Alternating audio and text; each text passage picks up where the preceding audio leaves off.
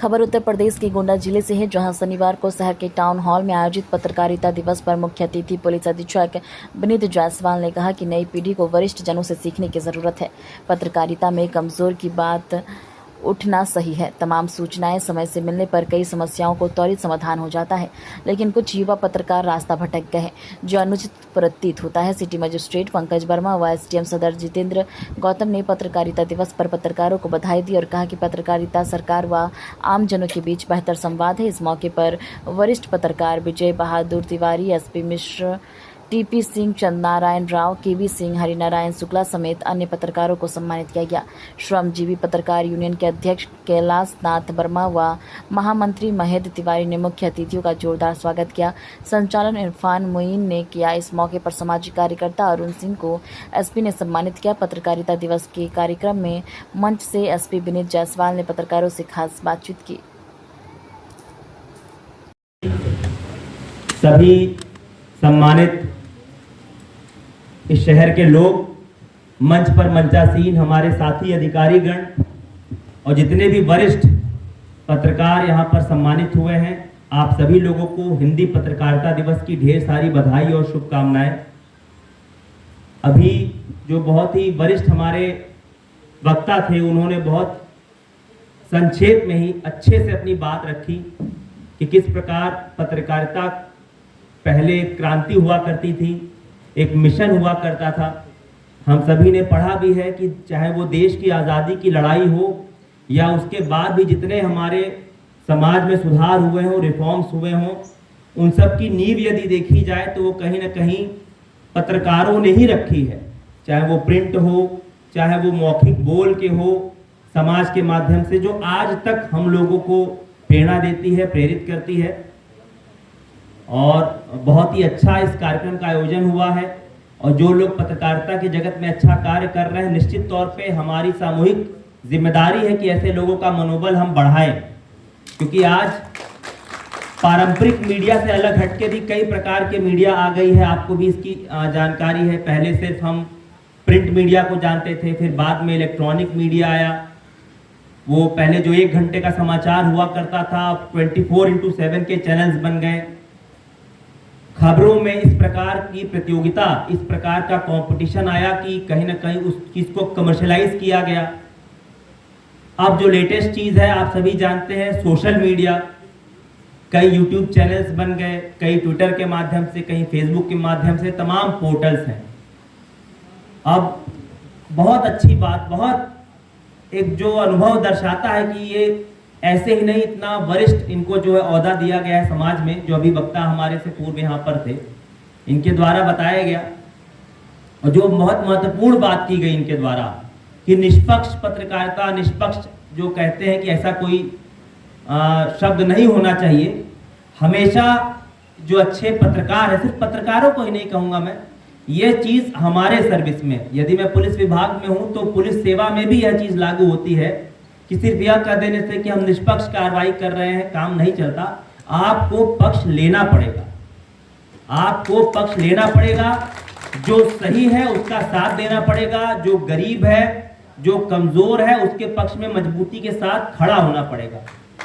यदि हमने वो रवैया अपनाया कहीं ना कहीं कानून की आड़ में या सो कॉल्ड निष्पक्षता की आड़ में कि भाई ये हम निष्पक्ष रहेंगे, तो आप सभी जान रहे हैं समाज में विभिन्न प्रकार के डिफरेंशिएशंस हैं, फर्क है, ऊंच नीच का फर्क है, मजबूत कमजोर का फर्क है, अमीर गरीब का फर्क है।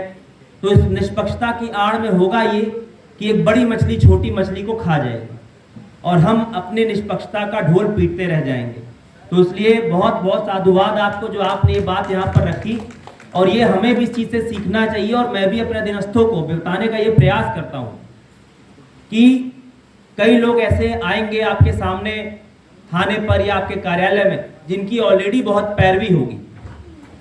उनके लिए तो समाज और सिस्टम और सभी स्तंभ खड़े हैं, बट हमने जब ये सेवा हासिल की है, पढ़ लिख कर, अपने मेहनत से, अपने माता पिता से जो हमें संस्कार मिले हैं, वो हमें इस तरफ प्रेरित करते हैं कि जिसकी कोई पैरवी नहीं है, जो कमजोर है, निचले तबके से खड़ा है अकेले, हमें उसकी पैरवी बननी चाहिए। मैं प्रयास भी करता हूँ। कई बार इस तरह के मामले जब मेरे पास आते हैं तो मैं थानों पर फोन करता हूँ कि इस मामले में जो है कार्रवाई करके मुझे शाम तक बताइए। और कुछ समय बाद जब थाने सर मुझे फीडबैक मिलता है कि सर वो जो आपके जानने वाले थे उनको मैंने बुलाया, सुना और उनका इतना सा पोर्शन जो काम था वो जेन्युइन था, वो सर करा दिया।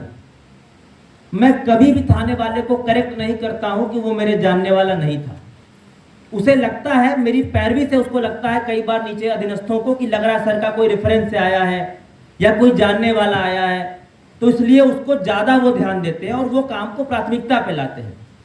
और मेरी मंशा है वो पूरी हो जाती। मुझे कभी एसएचओ को मैंने पलट के ये नहीं बताया कि नहीं वो कोई मेरे जानने वाले नहीं थे। मुझे लगता है कि चलो मैं ही उसकी पैरवी बना और मेरी पैरवी से ही उसका जो जेन्युइन काम है वो हो गया। यही कार्य आचरण जो आपने बताया कि हमें पक्ष लेना पड़ेगा। बस एक मेरा अनुरोध रहेगा जो हमेशा, क्योंकि आप समझते हैं हम भी पुलिस प्रशासन में हैं, सुबह शाम आप लोगों से हमारा समन्वय रहता है, तालमेल रहता है। हमें आपकी ज़रूरत है, आपको हमारी ज़रूरत है। विशेषकर जो नए युवा पीढ़ी के लोग इस तरफ आ रहे हैं, तो ऐसे में सीनियर्स का बहुत बड़ा दायित्व है कि ऐसे लोगों की हैंड होल्डिंग करें, उन्हें ये सारे मूल्य जो पत्रकारिता के हैं, आप लोग उस पूरे कई दशकों से आपने सीखा है, आपने वो अच्छी पत्रकारिता की है, तो जो हमारी युवा पीढ़ी है उनको आप गाइड करें इस संबंध में। क्योंकि जैसे जैसे मैं देख रहा हूं कि तमाम चैनल्स खुल गए हैं, तमाम पोर्टल्स खुल गए हैं, तमाम सोशल मीडिया के प्लेटफॉर्म्स हैं और जिसको देखो वही अपने आगे जोड़ लेता है कि हम पत्रकार हैं। तो उससे क्या होता है कि जो लोग अच्छा काम कर रहे हैं, जो लोग जेन्युइन काम कर रहे हैं, कहीं ना कहीं अगर गलत लोग गलत काम कर रहे हैं तो वो भी उस कटघरे में खड़े हो जाते हैं। तो ये भी हम सबकी एक सामूहिक जिम्मेवारी है। हालांकि मैं उसके लिए कोई अधिकृत नहीं हूं कि मैं किसी को इस संबंध में कोई गाइडलाइन दूं, लेकिन जो मैंने अनुभव किया है इस पार्ट से बैठकर वो मैं बता रहा हूं कि अगर कोई हमारा स्वार्थ नहीं है, अगर हमारी कोई बदनीयती नहीं है खबर के पीछे, तो आप विश्वास करिए नीचे से लेकर ऊपर तक सभी लोग उसकी सराहना करते हैं। और मैं तो कई बार धन्यवाद देता हूं कि आपकी वजह से मुझे ये फीडबैक मिल गया, वरना सोचिए कि अगर नीचे मेरे रहते कि ये गलत हो जाता तो मुझे कितना खराब लगता। तो मैं तो बहुत शुक्रगुजार हूं और बहुत फीडबैक चैनल्स मैंने मजबूत रखे हैं सिर्फ मीडिया के बंधुओं के नाते कि मेरे पास खबर आ जाती है। बट यदि कुछ खबरों में आप विश्वास करिए कि अगर कहीं ना कहीं कोई बदनीति हो, कहीं कोई स्वार्थ छुपा हो, अब मैं नाम नहीं लूंगा, आप भी जानते हैं कि तमाम यहाँ के ऐसे लोग हैं जिन पर सिर्फ यहाँ नहीं, यहाँ पर उनके खिलाफ कोई कानूनी कार्रवाई हुई तो फिर वो लखनऊ चले गए, वहां भी उसी प्रकार की गतिविधियां शुरू कर दी, फिर वहां कई मुकदमे लिखे गए तो फिर वो बाराबंकी में सक्रिय हो गए, उनके खिलाफ वहां मुकदमे लिखे गए। और अभी मुझे 15-20 दिन पहले बस्ती पुलिस की तरफ से जानकारी मिली कि वहां भी उनके खिलाफ मुकदमे लिखे गए। और इतने मुकदमों के बावजूद भी, उसमें से एक का तो हिस्ट्री शीट भी है, गैंगस्टर भी है, लेकिन अभी भी तमगा उसको पत्रकार के दे दिया जाता है। और कुछ संगठन इस प्रकार के भी है जो लखनऊ से उनकी सिफारिश में फोन करते हैं। तो ये हम सब का सामूहिक एक जिम्मेदारी है कि हमें ऐसे लोगों से अलग करना है अपने आप को। भाई इतना करने के बाद भी उसके साथ वो जो चला आ रहा है वो चीज ठीक नहीं है। ये देखिए, मैंने पहले कहा कि मैं कोई अधिकृत नहीं हूं कि मैं इस चीज पर आप लोगों को कुछ बता सकूं। आप में से बहुत से लोग, जितना मेरी उम्र नहीं उससे ज्यादा आपका तजुर्बा है, तो आप हमसे बहुत ज्यादा जानते हैं।